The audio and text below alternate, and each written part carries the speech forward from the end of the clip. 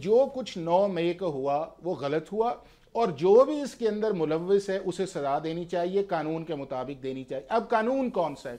कानून या आपका एंटी टेररिज्म लॉ है या आपका पाकिस्तान मिलिट्री एक्ट है।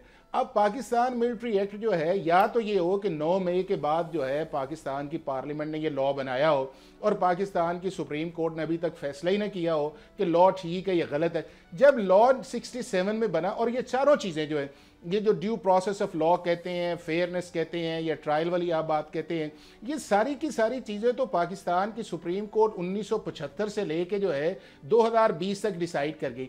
अब जिन गवर्नमेंट एजेंसीज पे आपने बात की है, 1972 से ट्रायल हो रहा है इस मुल्क के अंदर और 2022 तक है। कभी आपने अमेरिका की स्टेटमेंट सुनी? कभी आपने बरतानिया की स्टेटमेंट सुनी?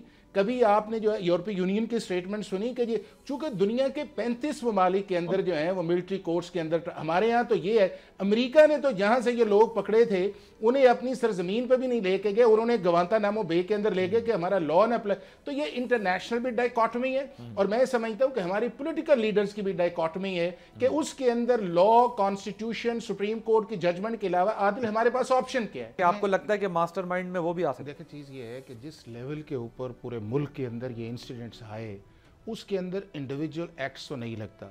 अब ये है कि जो इसके अंदर जो सबसे इम्पोर्टेंट आदमी है जिससे इस वक्त इन्वेस्टिगेशन की भी जा रही है, और वो बिल्कुल बात ठीक है कि अगर आपने किसी को corroborate एविडेंस के अंदर ले, एक तो ये है ये जो डायरेक्ट इनके खिलाफ एविडेंस थी, लेकिन अगर आपने किसी को कनेक्ट करना है तो आपके लिए बड़ी स्ट्रॉन्ग एविडेंस उसका होना ज़रूरी है।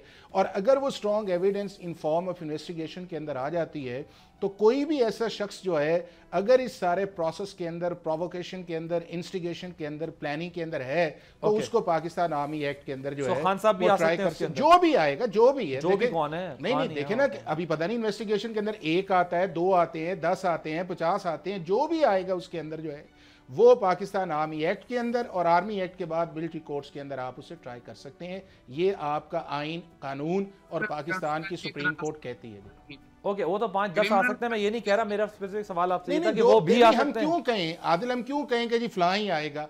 अगर जिसके खिलाफ भी इन्वेस्टिगेशन आती, देखे ना इस वक्त फॉर्मर DGISI की जब प्रेस रिलीज आई थी, जब उन्हें फॉर्मल चार्ज किया गया था, उन्होंने कहा जी कि 9 मई के इंसिडेंट की हम इन्वेस्टिगेशन कर रहे हैं। अगर उस इन्वेस्टिगेशन के अंदर कुछ चीज़ आ जाती है तो हर शख्स जो है, चाहे वो पाकिस्तान का प्राइम मिनिस्टर है या रहा है, वो लॉ के मुताबिक जो है वो इक्वल है और उसे इक्वली ट्रीट किया जाएगा।